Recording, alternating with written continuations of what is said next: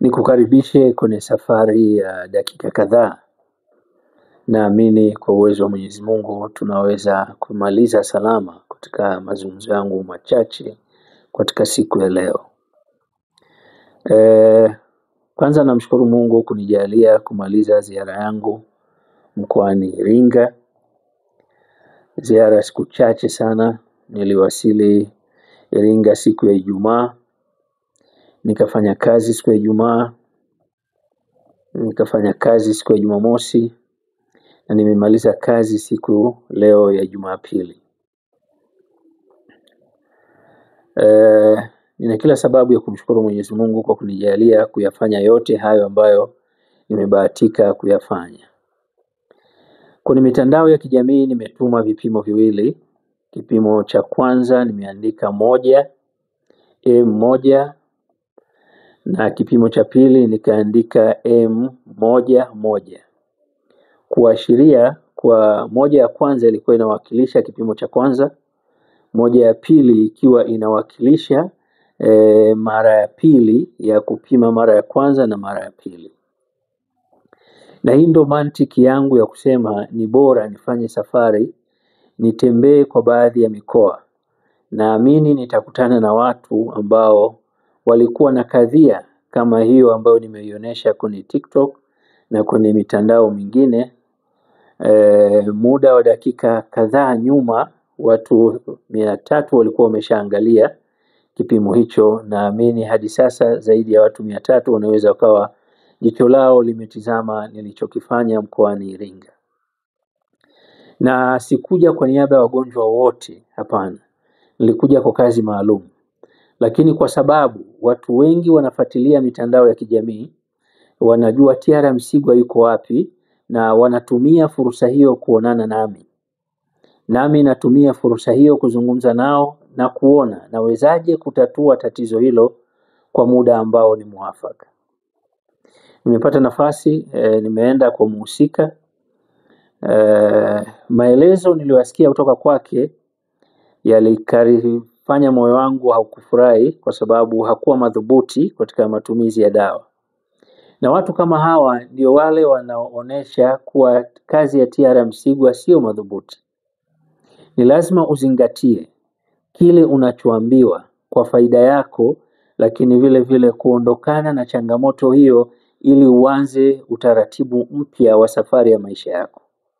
Maisha ni pale unapozaliwa, mwisho wa maisha ni pale unapoondoka duniani. Haya unayokutana nayo katikati yanaweza yakawa ni sababu ya kukatisha ndoto ya maisha yako, yanaweza yakawa ni sababu ya kurefusha ndoto ya maisha yako. Kwa hiyo unapokuwa hauoneshi umadhubuti au umakini au uadilifu, unaweza ukatengeneza sababu ya kulaumu, mimi nina muda mrefu sijafanikiwa, mimi mbona sifanikiwi. Kumbe uwezo wako wa kutambua unachostahili kufanya ni kitu gani haupo. T.R. Msigwa ana nchi zaidi ya 10 na kitu anazungumza nao. Kwa maana raia wanaoishi katika nchi hizo anazungumza nao. Kwa hiyo kama wewe huchukui nafasi ya kumfuatilia kwa kina T.R. Msigwa, unaweza ukajenga usugu wa tatizo linalokukabili kwa sababu ya uzezeta wako tu, na ukajenga tabia ya kulaumu, kumbe mwenyewe hukujua kinachokukwamisha ni kitu gani. Ndio maana wakati naanza vipindi katika TV nyingi nilianzisha kipindi kinaitwa Jitambue. Kujitambua ni kujifanyia tathmini, kujiuliza, kwa nini huko hapa? Ili utoke hapa uende mbele, nini ufanye? Nini ulikosea? Nini ujirekebishe? Nini uweze kuchukua hatua madhubuti? Rafiki yangu huyo ambaye nilikuwa katika mji anaoishi ametumia kikombe cha kwanza akapumzika dakika 30. Hiyo ni ambayo tumeandika namba 1. Tukarudia kwa muda wa dakika kadhaa. Tuchukue labda tumelipa kipaumbele sana au tumeupa muda mwingi sana, tumetumia labda saa 1:30 au masaa 2. Kwa sababu ni dakika 30 kupumzika, itakuwa saa 1. Uandalizi na kutumia labda saa 1, tuchukue masaa 2 au saa 1. tumerejesha kwenye mtu ambaye anaashiria kupata maambukizi. Maanake unapoona mstari kwa mbali tena alama ya kimvuli, maana yake mtu huyo ndio zile antibodies zinaanza kutoa briefing kuwa mwili umevamiwa. Lakini huenda na zaidi ya mwaka na tatizo hilo au miaka miwili na tatizo hilo. Sasa faida ni ipi tunapata? Faida ya kwanza, inamshawishi kuwa makini kama ana dhamira ya kuondokana na tatizo hilo. Lakini tunajifunza unapochelewa kutumia au kuwa makini na kushambulia, maana yake unaweza ukajenga usugu na ukafanya tatizo liendelee kukaa muda mrefu pasipokuwa na sababu yoyote. Lakini inazidi kusahihisha mawazo yetu kuwa second line yetu ina uwezo madhubuti zaidi kuondoa changamoto inayomkabili mhusika na kumfanya mhusika awe na furaha katika moyo wake na endelee kuwa na hamu ya kuondokana kabisa na tatizo hilo na kubaki akiwa salama. Hichi ndio nilichoona ni vyema nikiwakilishe. Kwanza kufafanua, unapoona nimeandika M, maana yake mtu huyu tumempeleka second line, lakini vile vile tumetumia muda mfupi wa kupata majibu hayo.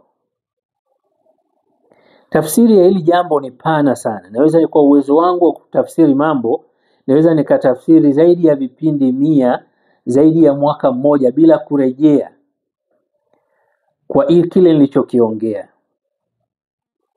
Kutokana na kuondoa ule mstari mmoja kubaki mstari mmoja. Tunachokiondoa sio virus.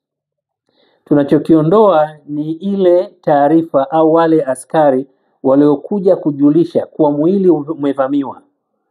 Angekuwa tayari virus wako wengi na lugha hii sikuchanganya. Kila kitu kina mwenyewe. Ukitaka ufafanuzi mzuri wasiliana na T.R. Msigwa akueleze kwa kina.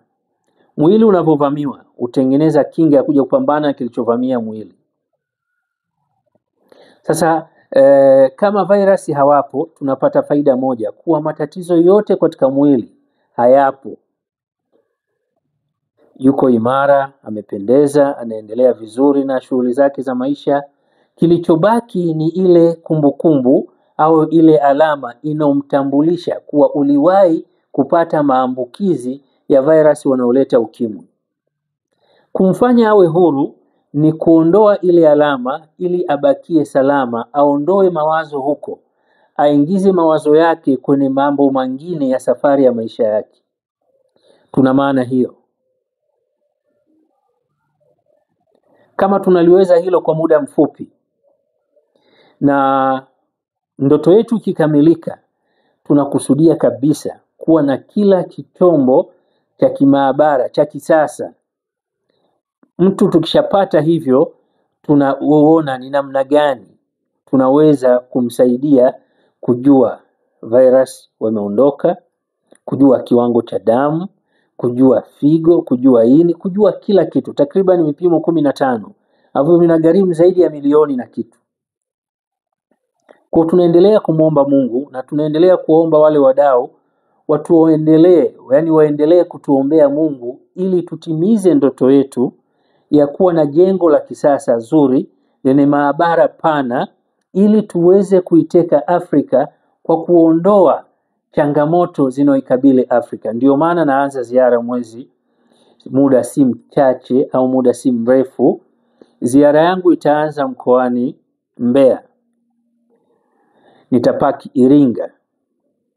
Lakini nitakwenda Mombasa, nitakwenda Zanzibar. Hizi sehemu ndo ninazosema. Nasema Mbeya, nasema Iringa, nasema Dodoma, nasema Mombasa, nasema Zanzibar. Lakini nitakuwa katika nchi zingine ambazo kuna wadau wa 4A9. Nikawaone, niwajulie hali, lakini vile vile nijiulize tatizo liko wapi. Lakini napata picha. Nimekutana na watu wawili tu. Jana nilikutana na mtu mmoja na leo nimekutana na mtu mmoja. Na ziara yangu si kukutana na watu. Nilikuwa na jambo maalum ambalo linamhusu rafiki yangu, mtu wangu wa karibu. Nimeona ni vyema niwaone angalau mmoja wawili, lakini unapima hali ya hewa. Hali ya hewa ya kwetu Dar es Salaam ni joto. Mmea uliokuwa ndani ya joto na mmea uliokuwa katika baridi ni vitu viwili tofauti. Wakati tunajifunza tafiti tulikuwa tunaangalia ule mti ule udongo uliokuwa chini ya ule mti una kemiko gani au una madini gani, ule mti una kitu gani, uwiano wa baina ya mti na udongo ni kiwango gani.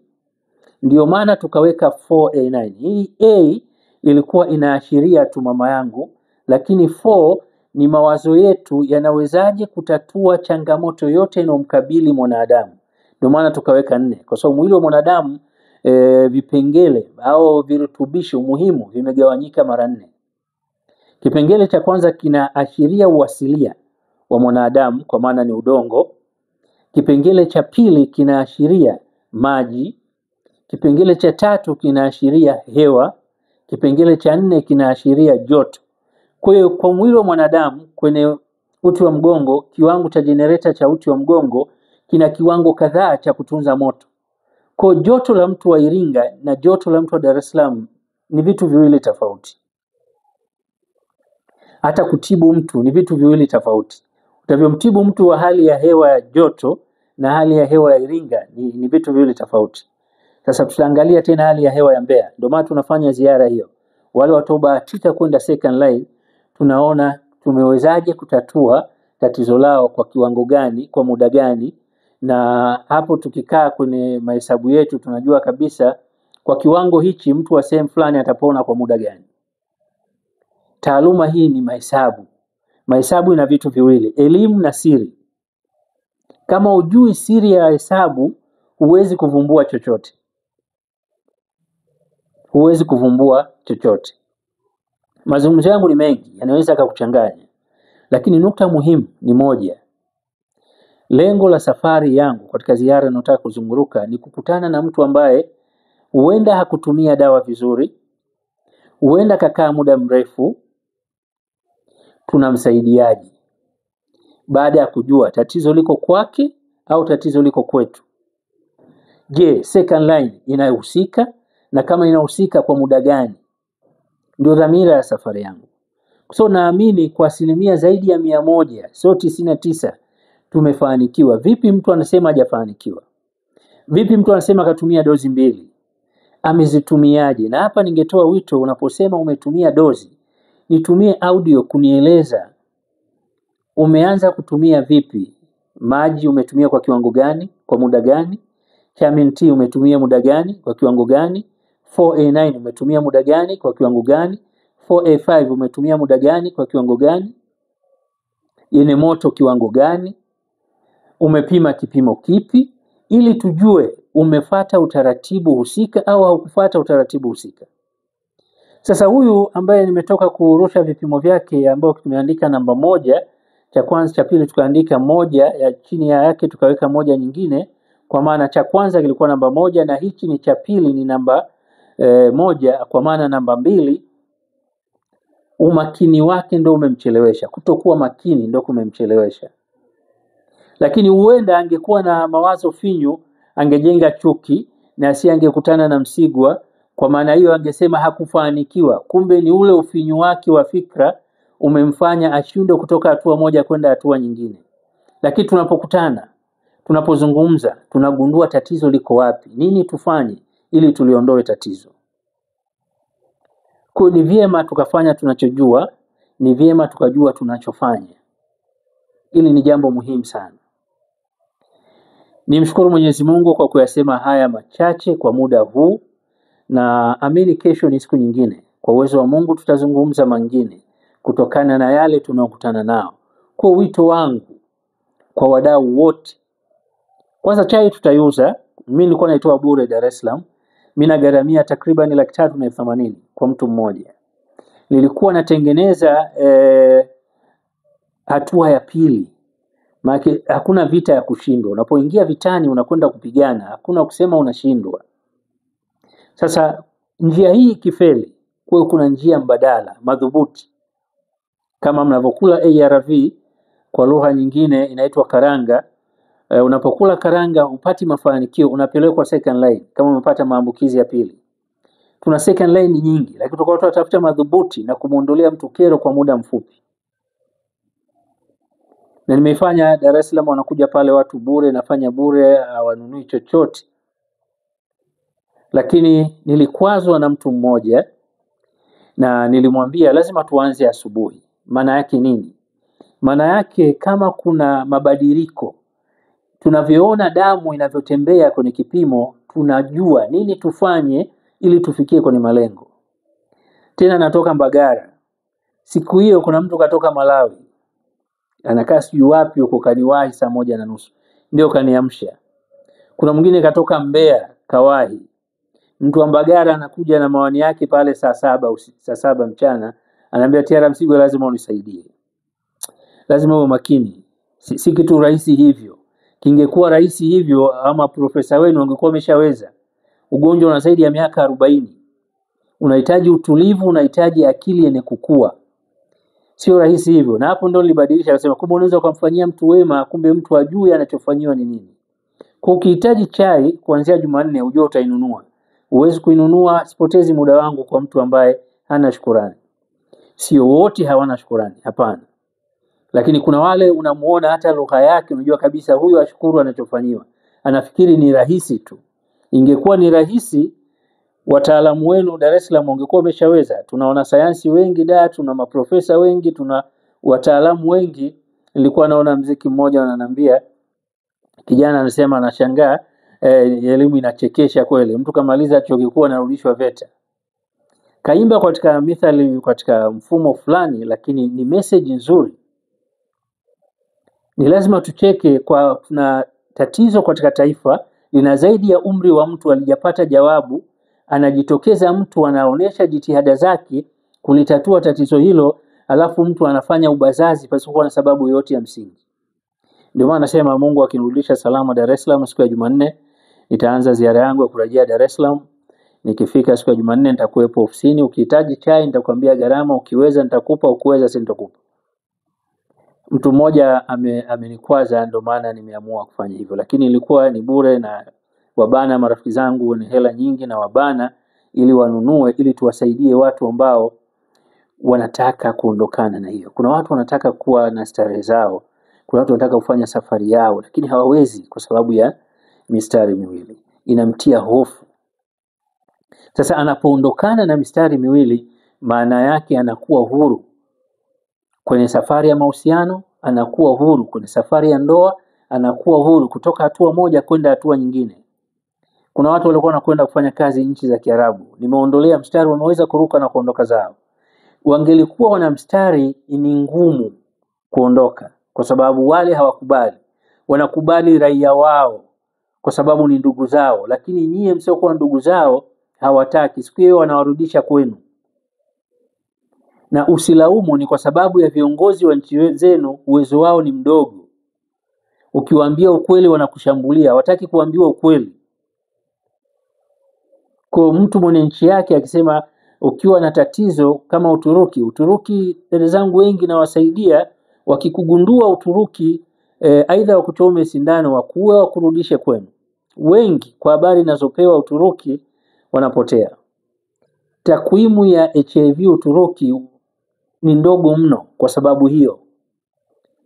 Na nchi zingine za Kiarabu wana wagonjwa wengi sana. Mimi nikifika kila nchi nafanya utafiti wa kutosha, napata data za kutosha za nchi ile, lakini raia wao hawana shaka nao. Lakini ukiwa wewe ni raia wa nchi za Afrika, hawana msalia mtume, wanakurudisha kwenu Afrika kwa sababu hamtaki kuchukua hatua madhubuti. Hujui na unang'ang'ana unajua. Ndio changamoto iliyokuwepo katika bara la Afrika. Kwa sababu anaitwa mheshimiwa, basi anadhani kila kitu anajua, ana akili bora kuliko watu wengine. Tunashindwa kufikia katika lengo kwa sababu hiyo, na kujifariji pasipokuwa na sababu yoyote ya msingi. Nimesema maneno mengi sana, unaweza ukawa unapata wakati mgumu kunielewa nilikuwa nakusudia nini, lakini dhamira ni moja tu, kukwambia kuwa makini na matumizi, kuwa karibu na T.R. Msigwa, tuzungumze ili tuone tatizo liko kwako au liko kwangu. Je, lipo tatizo, tunalisolve vipi tatizo hilo ili kila mtu awe salama na aendelee na maisha yake. Hakuna kitu kibaya kama kuwa mtumwa. Yani wewe ukiamka asubuhi ni karanga, ukiamka asubuhi ni kiranga, ukiamka 4A9, ukiamka 4A9. Hapana, lazima uwe huru ili uendelee na maisha mengine.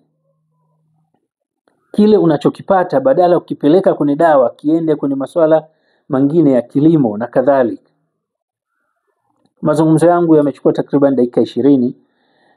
Msingi wake nafikiri umenielewa vizuri zaidi, na ninachokiomba, ukiona sipokee simu yako usinungunike wala usisikitike. Kwa mfano unasikia simu zinaita, nazungumza, naelimisha, nafafanua. Kwa hiyo baada ya hapo napokea simu, naweza nikapokea simu hii, simu nyingine inaita. Kwa hiyo nikimaliza mazungumzo haya nachukua mazungumzo mengine ili tufikie katika lengo. Jambo ni kubwa sana, linawagharimu watu wengi sana, lakini nafarijika kuona mawazo yangu yanawapa faraja watu wengi sana, na watu wengi sana wananiombea. Ndio maana nazidi kuwa imara, naendelea kuwasaidia ndugu zangu waliokuwa ndani ya Tanzania na waliokuwa nje ya Tanzania. Kikubwa tufanye tunachojua na tujue tunachofanya. Nukta moja ya mwisho sana. Wakati nipo huko na mhudumia mtu mmoja alipiga simu, akaongea lugha sidhani kama ni sawa. Ananiambia, T.R. Msigwa, unajua wanaoishi na VVU hawana akili nzuri. Hapana, ukifikiri hivyo unafikiri makosa. Watu wote duniani ni wajinga kwa upande fulani. Huwezi kujua yote. Kuna baadhi unaweza kujua na kuna baadhi huwezi kujua. Lakini mtu anaopitia changamoto ya positive anavurugikiwa na mambo mengi. Ana ndoto zake, ana mambo yake, anajuta kwa nini hakudhibiti hisia zake. Kwa kuna vitu vingi vinakuja kichwani, kwa vinamfanya asiwe huru kufikiri vizuri, asiwe huru kuchukua hatua vizuri. Ndio maana hata T.R. Msigwa akasema anaanzisha safari kumtafuta mtu hajapona ni yupi. Uenda ule mtu kaona kapima kwenye kipimo sicho, kahamaki, kakasirika kwa sababu ya pressure ya ule ugonjwa. Kwa pressure mazingira anaoishi, hana furaha. Ni wachache wanaokubali kuishi na mtu yeye yuko positive, yeye yuko negative. Au ni wachache wa mtu anampa company yule mtu. Ni wachache sana. Sasa ule upweke unamfanya mtu asiwe huru kiakili. Sio kama matumizi yake ya akili sio madhubuti. Ukifikiri hivi unafikiri makosa. Ni vyema ufikiri vyema na uone namna gani ya kumuelimisha. Ndio maana mjinga sio tusi, kwa maana haelewi kitu fulani. Unachukua nafasi ya kumuelimisha ili aelewe, aondokane na lile neno la ujinga. Ndio maana atakuwa mtaalamu wa moyo lakini mjinga kwenye figo. Haimaanishi ya kwenda shule, la. Mtu anaweza kawa ni mtaalamu wa macho lakini ni tatizo kwenye kitovu, sio mtaalamu wa kitovu. Anaweza akawa ni mtaalamu wa mapafu lakini sio aliobobea kwenye mifupa. Kwa mfano, namaliza mazungumzo yangu leo, nimeongea sana. Nimalize mazungumzo yangu kwa kusema jambo moja muhimu. Sisi wakati najifunza kukausha maji kwenye mapafu, nilikuwa nasoma historia ya Firauni. Kugundua namna ya kukausha maji kwenye mapafu ambayo nyie unaweza ukamhukumu mtu ana TB. Kwa sababu unapopiga picha kwenye kifua unaona mithili ya ulezi. Unajua huyo ana TB ya mapafu, au ndo unaanza kuwa na TB kwa sababu ya kukohoa. Hapana. Tuligundua njia pekee ni ulezi, ndio inakausha yale maji au ile fungus kwenye mapafu. Nisikitika sana rafiki yangu mmoja akapoteza mke wake Dodoma kwa sababu hiyo, na kuyatibu haichukui hata 1500. Ulezi sidhani kama unapanda bei 1500 3000, sidhani. Na kiasi cha kumtibu ni kiwango cha gala mkono tu. Wakitumia utashangaa yale maji yatakauka, kupumua kutarudi vizuri, na ule utandu uliokuwa ndani ya mapafu utakauka. Chimbuko lake ni kukosa chakula cha green. Kosa green kwenye mapafu. Lakini kwa sababu aliyosema amevaa suti na tai, tunampiga vidonge. hatimaye inarudi tena, hatimaye tunampoteza mtu. Ni kwa sababu tunaamini si ndio tuliosoma, wengine hawakusoma. Ndio maana namaliza kauli yangu, cheti chochote hakionyeshi umahiri au kuwa mtu huyu ana matumizi bora ya akili. Cheti ni taarifa kwa mtu huyu alimaliza kiwango fulani cha taaluma aliyokuwa anasomea. Tuzungumze na T.R. Msigwa, ndio lugha tunaosafiri nayo kwa sasa na tutaendelea nayo. So tunajua tunapozungumza ndio tunapogundua changamoto na ndio tunapozitatua changamoto. Tunazungumza na T.R. Msigwa, tunatumia mawasiliano ya simu ambao ni 0752819047 au 0713646691. Utazungumza na T.R. Msigwa, utamuuliza T.R. Msigwa, utamshauri T.R. Msigwa. Hakuna kinachoshindikana. Kikubwa mtangulize Mungu wako mbele unayemwamini baada ya kumjua vizuri. Tatizo kubwa tunaishi kwa historia na kwa imani. Hapana, tusome kila tunachotakiwa kukisoma, tukijue vizuri, tuwe na maamuzi nayo vizuri. Klipu zangu zinatembelewa na watu wengi sana na zina faida kubwa sana, kwa sababu watu wengi wanapoteza bando kuzitembelea. Mtu mmoja ananiambia, T.R. Msigwa, kila ninapoweka hela silali bila kukusikia. Inatia moyo na inatia faraja kubwa kuwa Mtanzania anatumia maarifa yake kulisaidia taifa lake, kwa maana ya kuwasaidia ndugu zake wenye imani tofauti ndani ya taifa lake na nje ya taifa lake, kwa maana Afrika Mashariki na SADC kwa jumla. Ni wajibu wako kutumia maarifa yako, kutumia taaluma yako kufanya kitu cha maana kinachowasaidia binadamu wenzako. Ni jambo jema sana ukifanya hivyo. Nikushukuru sana kwa kunisikiliza, nikushukuru sana kwa kunifuatilia. Endelea kuniombea, tuendelee kupanua wigo wa kuwasaidia ndugu zetu na kuacha huru. Hakuna kinachoshindikana. Mtangulizi Mungu wako, chukua hatua madhubuti. Mungu ibariki Afrika. T.R. Msigwa.